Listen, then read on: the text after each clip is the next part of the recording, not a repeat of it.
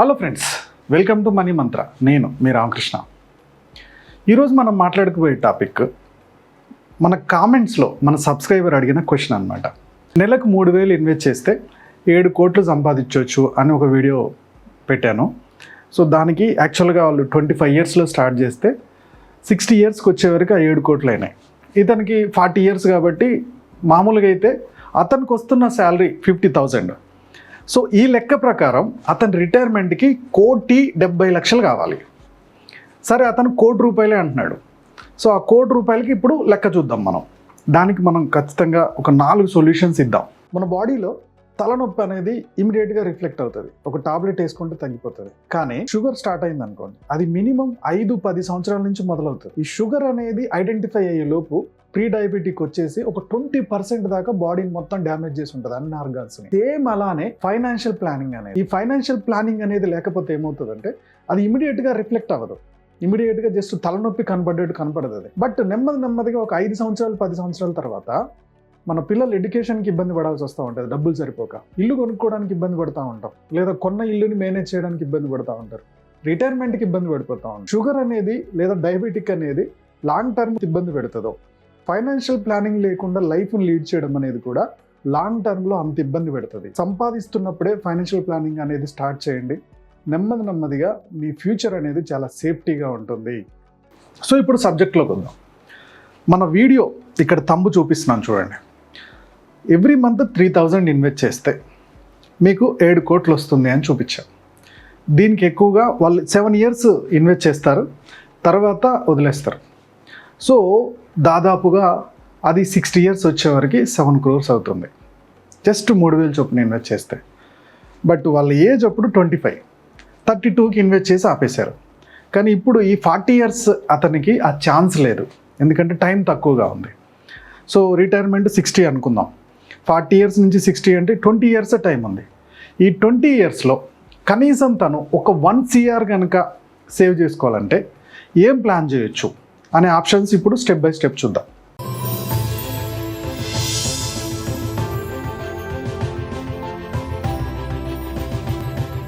మన వీడియోలో చేసినట్టే సిప్లోనే వెళ్దాం.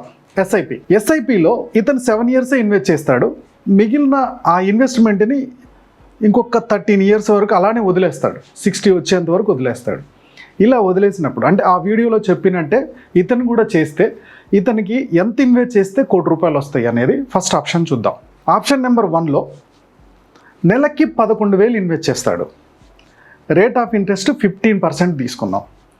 7 ఇయర్సే ఇన్వెస్ట్ చేస్తాడు, ఎక్కువ రోజులు చేయడు. అంటే 47 వచ్చే వరకు ఇన్వెస్ట్ చేస్తాడు.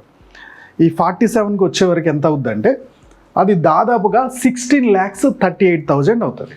16,38,000. ఈ 16,38,000ని దాదాపుగా అంటే ఇప్పటికి ఎంత వచ్చింది, అతనికి 47 ఇయర్స్ అయింది కదా, 60 ఇయర్స్కి వచ్చే వరకు దాన్ని ముట్టుకోడు, దాన్ని అలానే వదిలేశాడు. అది రేట్ ఆఫ్ ఇంట్రెస్ట్ యావరేజ్గా ఒక ఇండెక్స్ ఫండ్లో 15% వస్తుంది అనుకుందాం. సో ఈ 16,38,000 కాస్త అతనికి 60 వచ్చేవరకు అంటే 13 సంవత్సరాలు ఇన్వెస్ట్మెంట్ ఆపేశాడు. మొత్తం పెట్టేసి 7 సంవత్సరాల వరకు పెట్టి అక్కడి నుంచి ఏం చేయట్లా ఆపేశాడు. ఇలా ఆపేస్తే ఇంకా 13 సంవత్సరాల్లో దాదాపుగా అది 1,82,000 అవుతుంది బస్.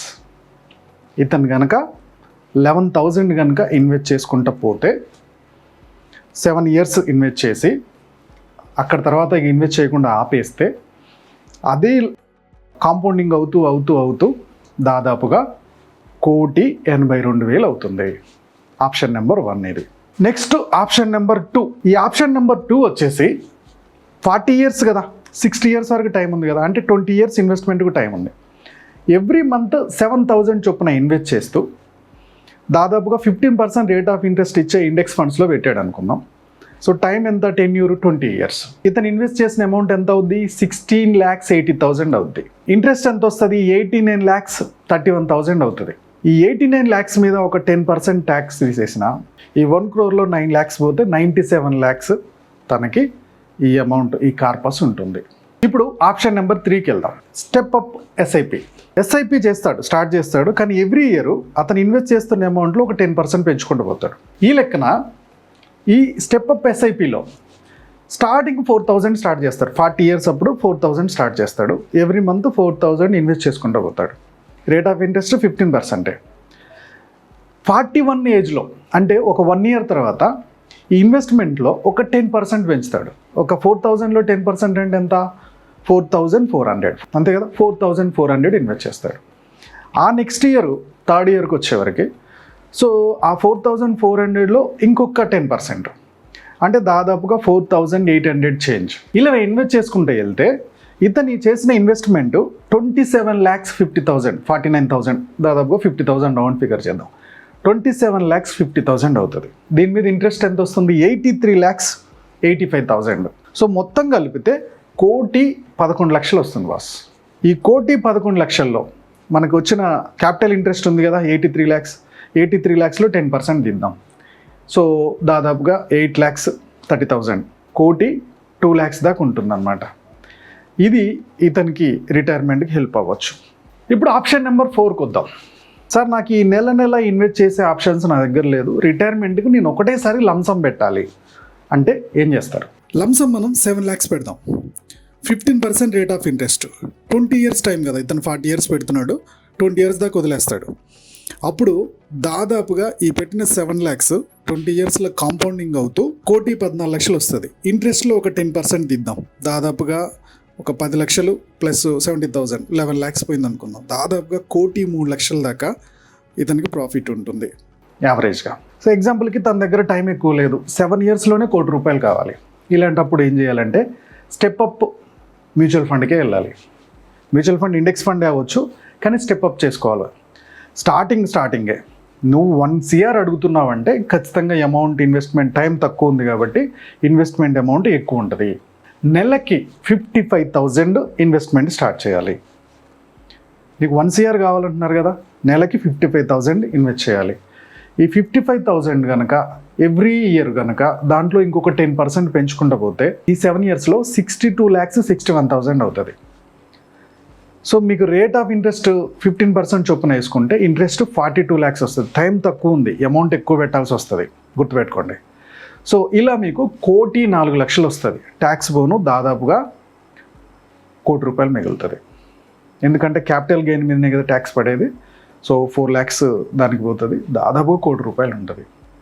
ఇలా ఈ 5 ఆప్షన్స్లో మీ ఏజ్ని బట్టి మీరు ప్లాన్ చేసుకోవచ్చు. ఓకే ఫ్రెండ్స్, ఈ వీడియో మీకు నచ్చింది అనుకుంటున్నాను. నచ్చినట్టయితే లైక్ చేయండి, కామెంట్ చేయండి, షేర్ చేయండి. మా యూట్యూబ్ ఛానల్ చూస్తున్నా మా వ్యూవర్స్, మా సబ్స్క్రైబర్స్ లైఫ్లో ఎప్పుడు కూడా గొప్పగా స్థిరపడాలని కోరుకోవడంలో మా మనీ మంత్రం ముందుంటుంది. Go self made.